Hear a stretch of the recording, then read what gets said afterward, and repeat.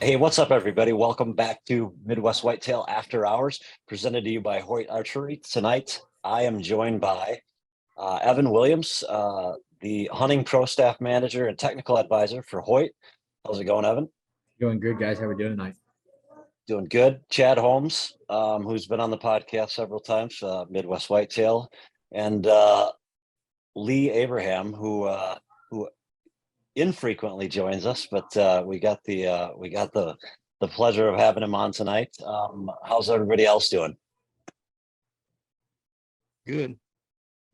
Yeah, Uh, good you deal. got the doing good. Thank you, Jason.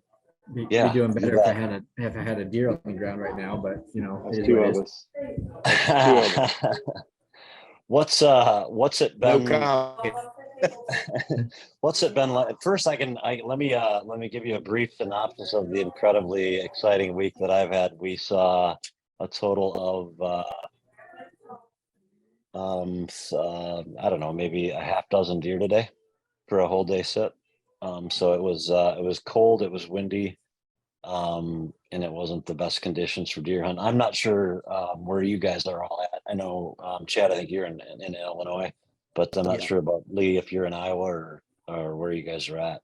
But it was cold in Wisconsin. Today was the opener of the gun deer season, so um, it it it's par for the course, I guess. That's same thing it was here. I think we got up to 44 degrees, and then we had a wind chill that dropped us down to 18. So, and Wow. for you guys listening right now, yeah, I'm Salt Lake City based. I actually just rolled into Kansas here this morning, so we're back home in the Midwest for me. Cool. Yeah, it's Yeah, gonna get down to. Go ahead. I'm in southern Iowa, and same conditions. It's been 20, 25-mile gusts out the northwest, cold, icy, and really good conditions. But not to spoil the future, but I had similar sit to you did. I saw 5 deer all day, and we sat all but an hour and a half. It's feast or famine, you know. And but I've got guys at my farm as well, and had the best hunt of his life just that same night. You know, and just he was in the right spot, and it's different farms too. I'll tell you that for sure. I mean, I was telling Caleb in the tree tonight that you're getting that late season feel, but you're still getting a rut with it. It's the best of both worlds. You're getting if you have food. He was on standing beans tonight. The other guy was, and but you're on the backside of that peak rut, and here these does have come off. These bucks have come off these does in the last few days, and they're cruising again. So it's really fine conditions. Just got to be where he wants to be. And I was not in that. I'm running a farm that's kind of different. It's more of an ag farm with a few draws, but it's got 3 good shooters on it. But it was just they weren't there the last few days. So it's been pretty boring hunts and frustrating that the conditions are there, but he's not there. And but when you're hunting one deer, that's what you hear Owen talk about it. Mike talk about it. When you're targeting one deer, I'm hunting a big 109-inch deer that I'm trying to get on the ground, and you deal with the frustrations of those hunts. And that's the game you have to play. If you want to play that game, you have to have some bad hunts and have some frustrating seasons, much less days sometimes. Yeah. And Well, like you mentioned though, Lee, it's that time of the year where those bucks have been on lockdown. They've been down with does. So you've got to find that right window of days where he's off and chasing again.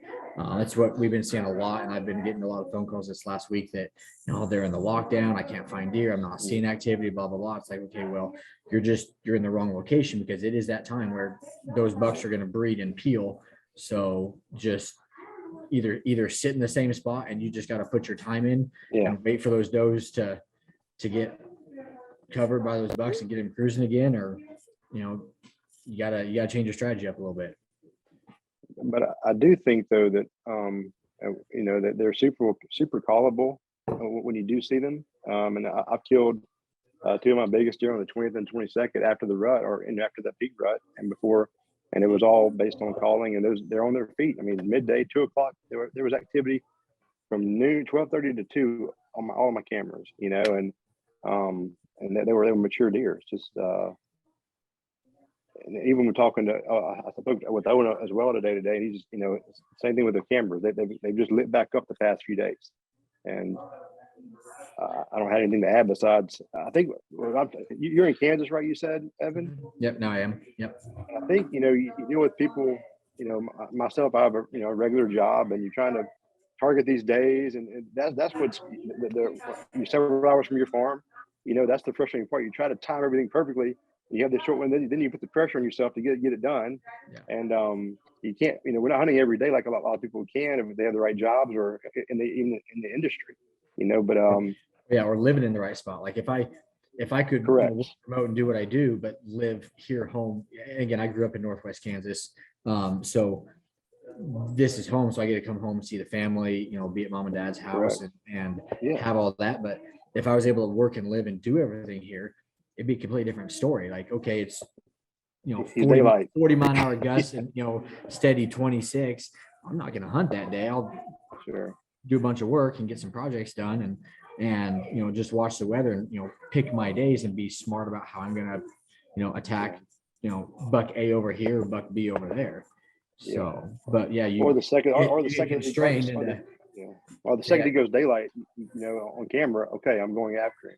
Yep. But that's always the biggest thing is we got to be where they are, and luckily the Midwest is where it's at, and but if you're raised there, great. If you're not, figure it out. So yep. Now on that you had said that this is a really good time of the year to be calling, because again they're going to be responsive because they're up on their feet and they're looking for those last minute does. What kind of luck, if any, have you guys had with decoying after that main peak phase as you get into that late November around this Thanksgiving timeframe? We spent the last I think the better part of the last podcast talking about decoying, and I think everyone that was on that one would agree that this time period that we're in right now certainly is conducive for decoying. It doesn't work every time, but what does? Yeah, and again, I do or have done more of the mobile hunting where it's a bow mounted decoy. I picked up a 3D body one last year for some specific areas, and again, it takes the right animal with the right attitude and the right conditions. Like things have to fall in line just perfectly to get done, but when they do, they do. So, but it's one of those things. I personally have never tried doing any decoying after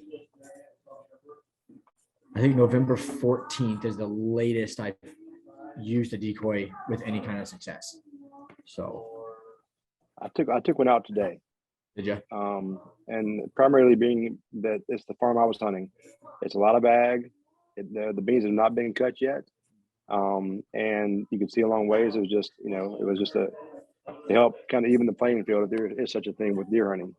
So I did it. We talked about last time, Jason, and I listened to Collins talk about the decoys, and talked about it. And how did you react to them? And I had a doe come out and blew for 15 minutes at this buck. I mean, I don't think it didn't mess my hunt up, but it's one of those things you're going to have those encounters, the bad side of things as well. But I think the benefit way outweigh the risk when you're hunting a particular buck on a farm that's like in Kansas. You're wide open.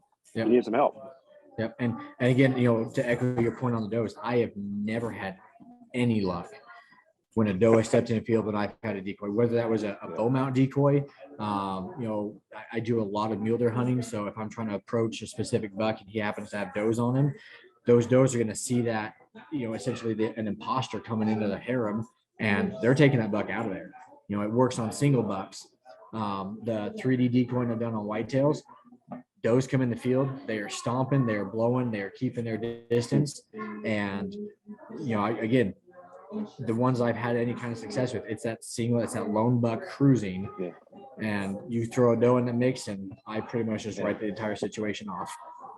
Well, but even Caleb said, we're talking about the hunt. It happened right before dark and that doe came out, but he had several encounters this week where does were getting harassed by bucks and the does were still blowing at them.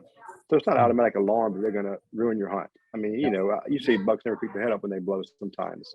So don't just give up on it, or don't try to put an arrow in her just because she's blowing at you. Yeah, no, I am full like Kip Campbell mode. She blows, she's hitting the ground.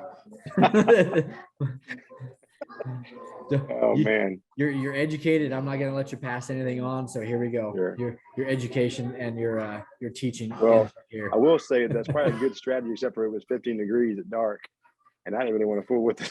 Yeah. So there's that. Oh, that's funny.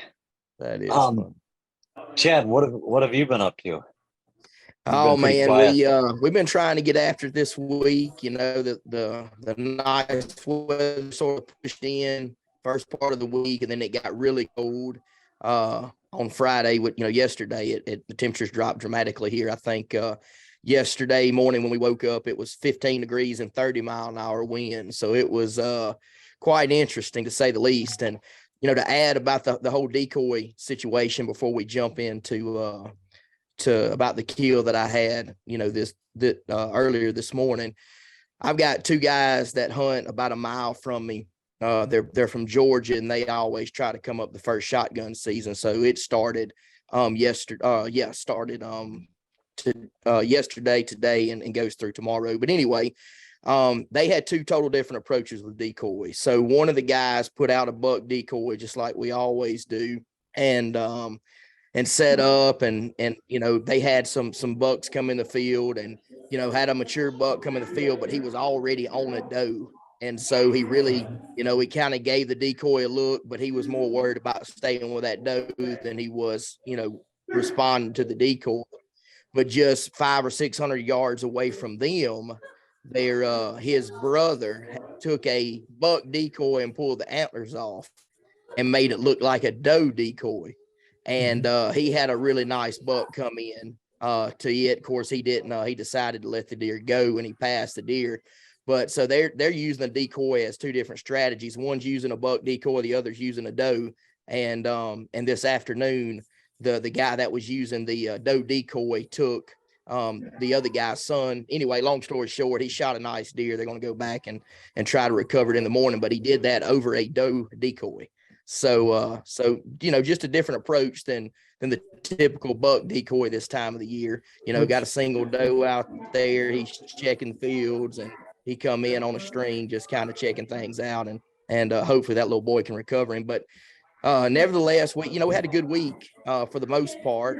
I had a 10-point that came in and passed him twice this week, and I was hunting a couple other bucks. One of the bucks I was hunting came in Thursday afternoon about 3:00, and he's 8.5-year-old buck that we call the Orphan 8. And we call him that because nobody ever wants to shoot him because he's not a high scoring, So anyway, he come in and was able to get the camera on him. The problem was he come into 14 yards on the wrong side of the tree. So I couldn't get a shot, end up having to let him go. And so we got up this morning and went to what we call it's actually the spot that I killed Nebuchadnezzar back in 2017, and got set up this morning. And I was sitting there, and lo and behold, the 10-point that I passed twice already this week shows up on the northwest side of the farm, and he's cruising. And when we got in there this morning, on my northwest corner, there's a 20-acre bean field that an outfitter has. And I look over there, and there looks like a big orange pumpkin sitting on the line, and all the orange, So the deer proceeds to come out, and he's headed right to the guy. And I know what's going to happen if I pass him. So it was one of those deals. I've got all this time and money and energy and effort invested in here, and I just hate to watch this 10-point walk down there and get shot. So I went ahead and made the shot, and he didn't run very far. Was able to have a good recovery, got good footage, good content. So you guys will definitely be able to see that here in the near future. But not necessarily a deer I really wanted to shoot, but just almost felt like I was kind of forced into the shooting. Yeah, which is a hard situation anytime. So yeah, for sure. Especially on a buck that you've already passed, like that's not one of your target animals, whether that's because of size or age. But So I've got a buddy in Nebraska. We're kind of in the same situation. He's got like a 175, 180, 3.5-year-old that he wants to let walk. And we've debated because I know who the neighbors are. And it's like, dude, he crosses that fence, he's going to get shot because they're looking at score. They're not looking at the fact that he's that big as a 3.5-year-old. And what's he going to do in 2 years? Right. Yeah. So. But I think Jason can add to that. I mean, we didn't off topic, but being in land sales, I mean, it comes down to neighborhood and co-ops and those kind of things make a big deal. You can't choose your neighbors, but you can, if you're buying land, or at least you can help those things out with co-ops. And I mean, I try to meet all my neighbors, and we try to share pictures, and it may not be on the same page, but at least you had the conversation. And I'm a big believer in, we have deer hunting laws, and you within the laws, and do what it's your money, it's your time. That happens, that makes you happy. That's fine as long as you're within the laws.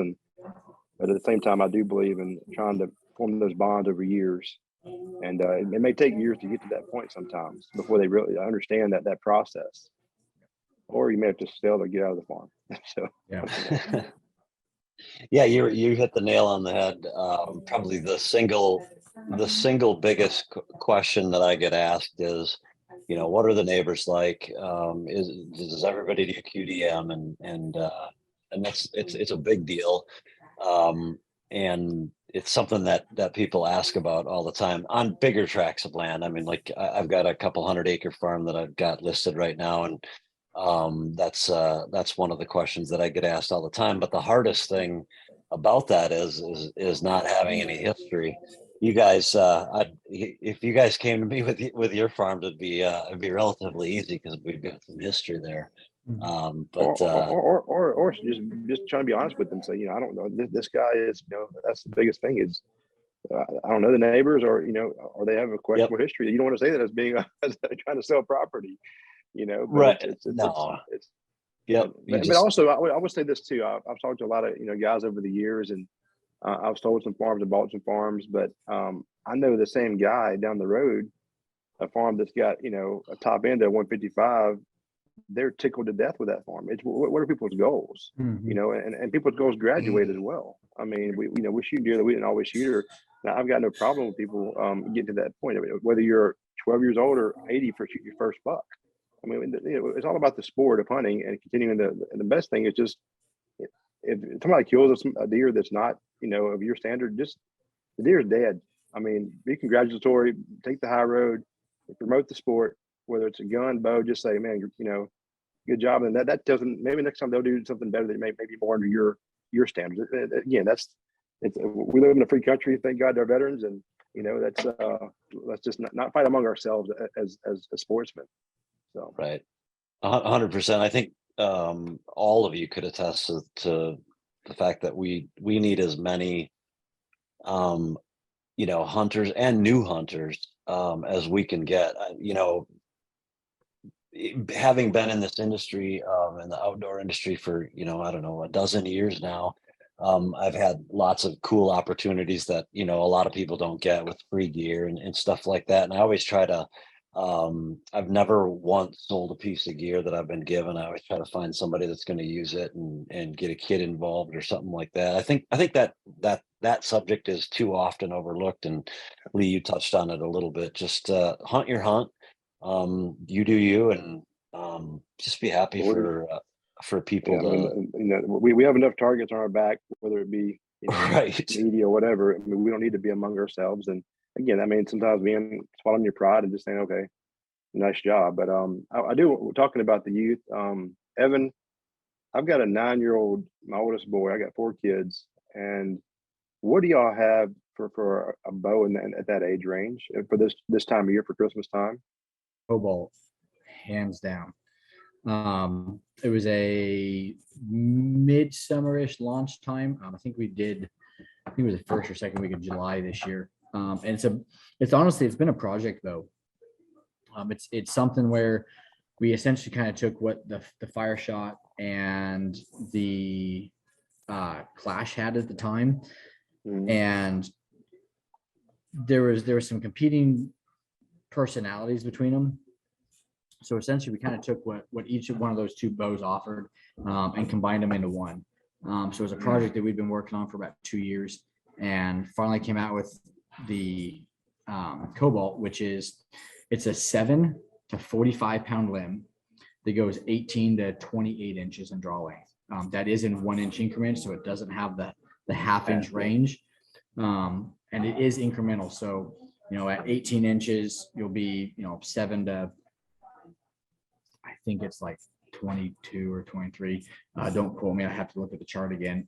But again, as that draw length increases, the bottom end of the weight increases, as well as the top end peaking out at 45.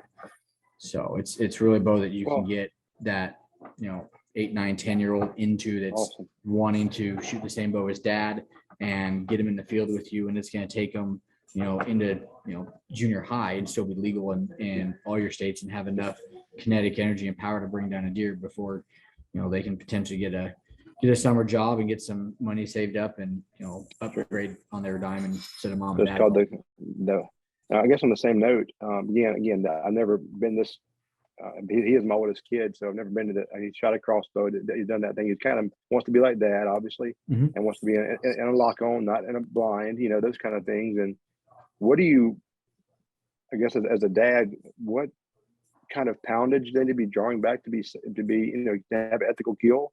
What do y'all recommend for those bottom standards? Or are there more than one factor of just Yeah, I think there's a lot of different factors because again, when you look at kinetic energy, that's where I would play that game more is what kind of kinetic energy output am I looking at truly producing? There's some states that say, it's got a 40 pound minimum. Well, if you have a kid that has the strength to physically pull 40 pounds, but let's say growth wise, they're on the shorter end, so they're only pulling 20, maybe 21 inches. Well, that draw length at that poundage doesn't produce the same kinetic energy as a kid who's 23, 24 inches pulling the same draw weight. So I'd play the kinetic energy game a little bit more. But yeah, usually if you're in that 35 to 40 pound range, and again, in that probably 21 to, plus range, you're going to have enough kinetic energy. It's going to come down to how you build your specific setup. Get rid of the expandable broadheads. I'm sorry for the guys that love them and don't want to hear that. Kinetic energy is robbed with a mechanical broadhead. If you have a youth archer who's just getting into bow hunting, do yourself a favor, put on a cut-on contact. So all the kinetic energy, all the penetration is going into that animal. You're not losing any kinetic energy and therefore robbing your penetration because they had to shoot a mechanical.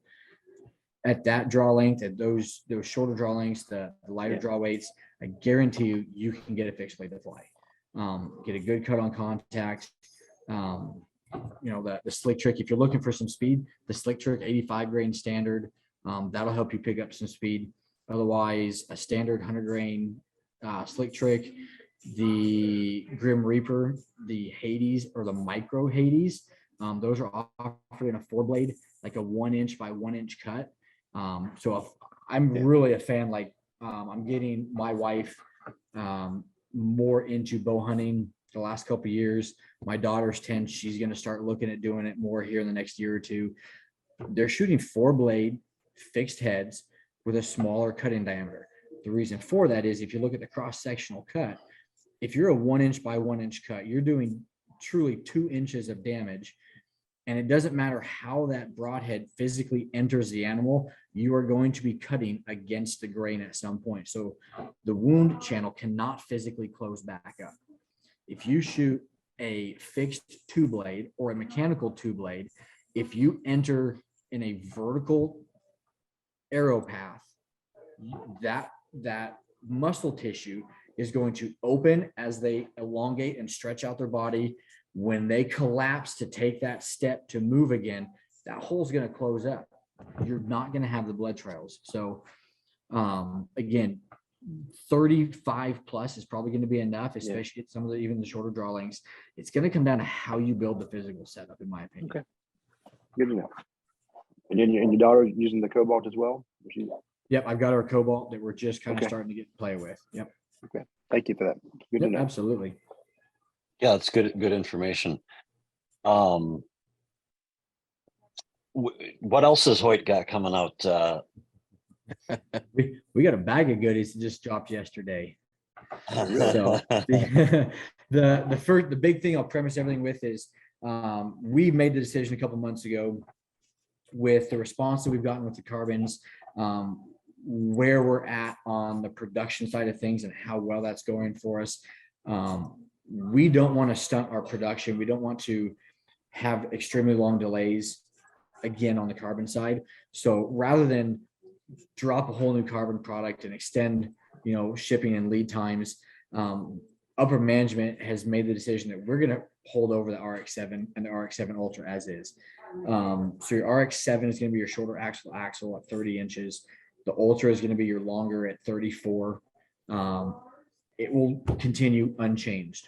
The only thing that'll be added to it is going to be the new 2023 color options. So we added a new solid color. It's called Bourbon. It's more of that early fall. So it's more of that like burnt type brown. Looks really good in your ag fields as you're starting to get those color changes in your hardwoods. Just a phenomenal color that really grows on you and looks so much better when it's outdoors than when it's hanging on the shop wall. On the camo side, we added the Origin Raptor Highland camo pattern. It's the lighter late season, kind of like the burn off color from Origin. And then that's also going to be available in the Keep Hammering. So it'll be the Origin Highland Raptor Camo Riser with the black limbs on the Keep Hammering signature series. So buckskin, wilderness, blackout, and bourbon are going to be your 4 solid colors. Realtree Edge, Sitka Subalpine, Sitka Optifade Elevated 2, Kuyu Verde 2.0, and the Origin Raptor Highland are going to be your 5 camo options. And then you have your signature series, Keep Hammering, and Bone Collector. So we've got like, how many is that with color options? Like 13 different color options, depending on how you want to configure it. You can also go custom and do solid riser camo limbs or camo riser solid limbs and go through the custom shop. So you can really customize those options however you want it. The big engineering development this year was a continuation of our Ventum series. So this is it's a 3rd generation. We're calling it the VTM, and it's available in a 31 and a 34-inch axle. So our goal with those is we wanted to work on noise and hand shock and vibration. So by lengthening those axle measurements just by an inch, we were able to reduce vibration by 31%, noise by 59%, and residual hand shock by 11%, I think are the numbers. And I know it's 31, 59, and 11 on those. So huge improvements, different string weight configuration. We've got a new Whole Shot V2. So for those that are familiar with our product, a couple of years ago, we launched the Whole Shot. That is our string silencer. And it is a rubber material that's in a circular pattern with a ring around the outside that sits in between your strings. And what happens is as your string builds tension, it actually compresses that, essentially O-ring into an egg shape. When you come to full draw, your load is shifted from your string to your cable. So essentially at full draw, you can have someone grab your string and just freely move it. So because you lose that string tension, those Whole Shots now open back up. And then when you shoot and you build string tension back up, it collapses that to kill residual noise and vibration at the source.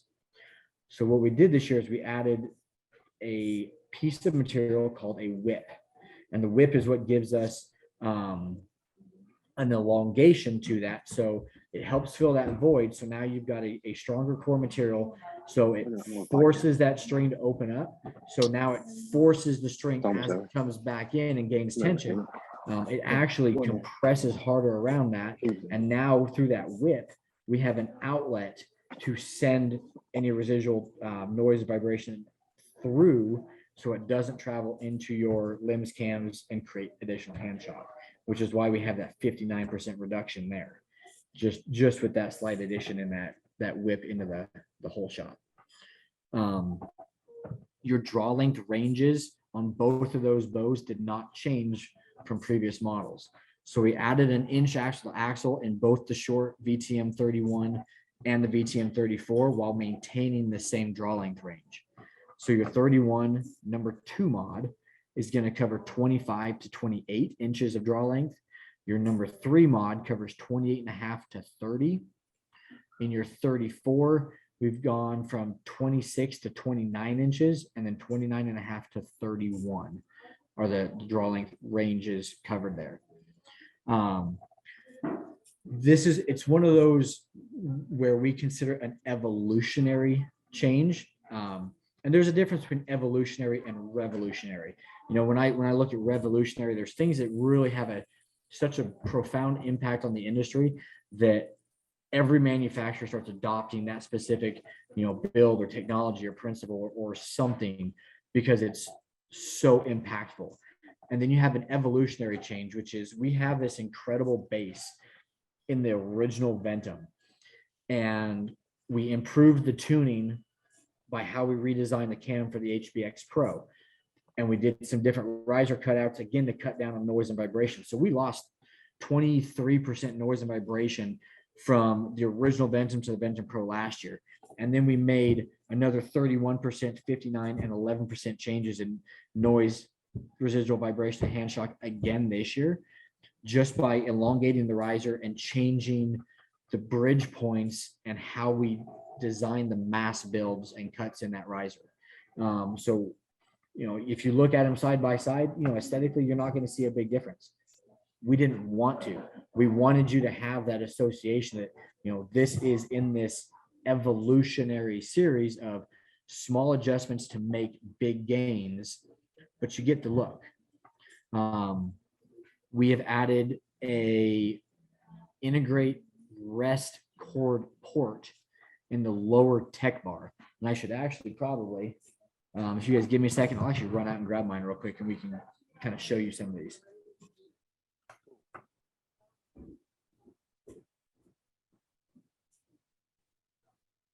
How long are you hunting down, or you're in Iowa, right? You said? Yeah, just the weekend. Back to work on Monday. So it's maybe I'll get one more shot after Thanksgiving if I don't kill tomorrow. If not, my tag, the archery tag is you can use again during late season muzzs. So we can't use a bow during shotgun here. So. Oh, you can't? No, it's kind of a strange. Well, it's based on the tradition of party hunting, so it's just a safety deal. If people are doing drives, those kind of things, they want to bow in the woods, which is still kind of funny that people you can shotgun, but you can't bow hunt. So, but yeah, for 2 weeks there's a shutdown, almost 3 weeks actually, from the 3rd through about the 21st. But it allows you to get your batteries recharged, I guess, if you've been grinding like y'all have been. So, I don't know. Are you still you're still selling land, right, Jason? Yeah. Yeah. What are you seeing? What are you seeing with these interest rates? What's your, and based on, what it was a year ago, which was nuts. Land was going through the roof. Are you seeing pullbacks? You seeing opportunities? In the vacant land market, I don't think that historically, if we looked at things from a historical perspective, you're just not going to see any price drop. Anything significant, at least. Are there less buyers in the market? Yeah, for sure. Yeah, that's what I mean, I guess. Yeah, there's definitely less buyers, but when you've got a good farm, it always sells relatively Well, I guess quickly. I'm thinking too, from an investment standpoint, with inflation, people say go into hard assets, which land's a great asset to have. So even if it is costing you some, or if you have some extra cash or 1031 money that you could do it, I think it's still a good investment. Just because you have that non-inflationary, expense. Right. So, I've had so many folks, whether it was me that was representing them or someone else, maybe they had a big portfolio of, let's say, rental properties, and mhm, you know the you know the rental property market still sky high because there's just not enough inventory there to meet the demand. So those places are always full, and they're getting top dollar from it. I know of three folks that I helped, that I represented, that ended up buying some pretty good sized farms after they sold, three or four of their rental properties, and just did a 1031 exchange, and sure. which is a tax shelter essentially for capital gains.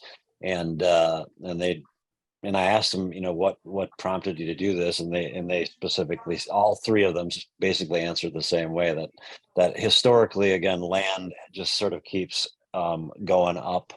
The housing market, ebbs and flows a little bit, Sure. but yeah, I don't see that changing, and hopefully we continue to see that. So I just need inventory. I mean, that's the hardest thing to come Yeah. by It's right just, now. it's just a strange time with it. I've never experienced this economy in my lifetime. It's just, how do you kind of maneuver those waters with different, different investments? So anyway, thanks for the help. Yeah, you bet. So you got this is This is our VTM 31. This is actually my personal bow that I'm shooting right now. I'm actually playing with some gear, so I apologize. Some of these things that I'm going to show you, I'm not utilizing because of things I'm testing right now personally. But so the tech port that we have, you're all familiar with our tech bar. So essentially what this does is this thickens essentially the weakest part of any bow. It's going to be the midpoint of the bow where your grip is at. So we can now go a thinner grip because we have more material through this brace to stiffen the riser. Well, traditionally, if you have a cable mounted rest, we've been using the Q80 integrates the last couple of years. You've got a cord that's going to come down. It's going to wrap around the outside of your tech bar in your down cable. Well, you've got just enough of an angle on this tech bar that you make some contact. So what we did this year is we actually created, if I slide this over here, this port right here to allow that down cable to pass through that cord into your down cable. So now there's no more wrapping around the cable. You get more of a straight line connection. It's streamlined, and you have that riser to protect it from hanging up on any kind of brush or anything that it might get hung up on as you're out in the woods. The other thing that we've done, Evan, real quick, I just changed the view of our screen. Can you just show that the hole? Yeah, there you go. Yep. So the hole that you're pointing out. If I slide this there where we can kind of see. Yeah, stuff. there you go. So that port is right here. You can kind of see my finger moving through it. Okay, finger and hole. So It's going to be right here down in the middle of that riser. So, and your cord from your integrate would drop right through, go through there and connect through in a nice straight line. So Okay. The other one that we did is actually in the front. So if I slide this way, you can see this port right here. So this was designed to go specifically with the Hoyt Garmin Zero sight.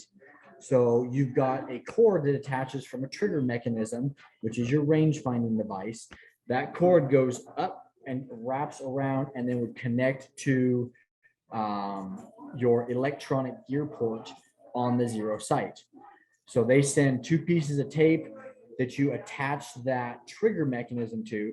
Then you got to figure out how to wrap that cord through your riser and still get into your electronic connection, because they have a quick disconnect locking feature on that. So what we did to kind of streamline, again, with the inline accessory system, bring everything in the midline of that bow, is we created that port channel to where you can run that trigger mechanism wire right up through the middle of your riser, come to the outside and feed straight into your Garmin sight without having to do a bunch of wraparounds, potentially bring that cord into your sight window. So when you come to full draw, now you've potentially got an issue with a cord that is a very necessary cord on an electronic sight hitting your broadhead. So by keeping everything there out of the way, now we've cleaned that the shelf or the window of your bow up. So if you're running the zero sight, everything's in and out of the way. So you can also see here, this is the new Whole Shot V2. So we've got the Whole Shot with our Whole Shot whip right there, top and bottom on both the 31 and 34. Now, we also have a new speed bow called the Z1S. It is going to be a 33 axle, has a 5 7/8 inch brace height, and shoots 350 feet per second. That bow does not have either of the new tech port features, so in the tech bar and in the front of the riser, and it does not have the Whole Shot V2s. The reason it doesn't have the Whole Shot V2s is the additional string weight that is added actually detracts and pulls down that speed. And when you're trying to produce a speed bow, and our standard is 350 feet per second, it wasn't worth it to us to put those on there and have the reduction in speed loss. So we have the original Whole Shots in there just to keep that speed at that 350 mark. That's whipping right along. Yep. So, and it's our whole engineering philosophy behind it this year was creating a better system. You know, we've been promoting the inline, but what we really did this year was let's, rather than look at the bow and then figure out how to get the accessories to mount to it and where they're going to go, we already had the accessories. Why don't we build a bow to match the accessories and function better once those accessories are mounted on the bow? So it's a completely different mindset and change, completely geared around creating a better system. So that 39%, 31%, 59 and 11% vibration reduction, residual noise and vibration and sound, all those numbers are a bare bow versus a built out inline accessory bow. So once you put your inline accessories on, you become that much quieter, you lose that much vibration, and the residual vibration is that aftershock feel when it's, you know, most bows are going to sit there and hum, bringing that down by 59% because of, again, mass weight, where we're adding it and how we're adding it with those inline accessories. Because if you get your accessories stacking away from that riser, you now are inducing extra torque and pulling on that riser. So as you get in towards that center line, you don't have as much torque. Therefore, we can reduce that vibration and noise that much quicker. Cool. If someone wanted to, real quick, if someone wanted to look into this stuff, do you have it on a website yet? Yep, everything's up on Hoyt.com. All of our social media, so Hoyt Bow Hunting for Instagram. We've got all our videos and stuff loaded up there with the new pictures and specs. But we've got everything up on the website. Awesome. Chad or Lee, what's coming our way Monday? Well, looks like you guys will get a nice little blessing from Owen again. Owen is having a heck of a year. Of course. And so, unfortunately, again, tonight, he's normally on with us, of course, but he's a little under the weather still. So, well, you guys be thinking about him. Hopefully. I'm sure dragging a 180-inch deer out of the woods will do that to you. Just get you tired. Yeah. So, but hopefully he'll be back with us next week. And, but yeah, so we've got a lot of action, a lot of things taking place. Our team is, again, having a heck of a year, man. It's been across the board one of our better years for sure. And looks like it just keeps getting better and better. And hopefully tomorrow Lee can add to that and get that 190s on the ground. Yeah, I can't wait to see that one, buddy. Well, any parting words from anybody that we haven't covered already? No. Look, guys, be safe. We had a guy fall out of a saddle tonight. Oh man, be safe. Ouch. Evan, y'all got anything on Black Friday going on?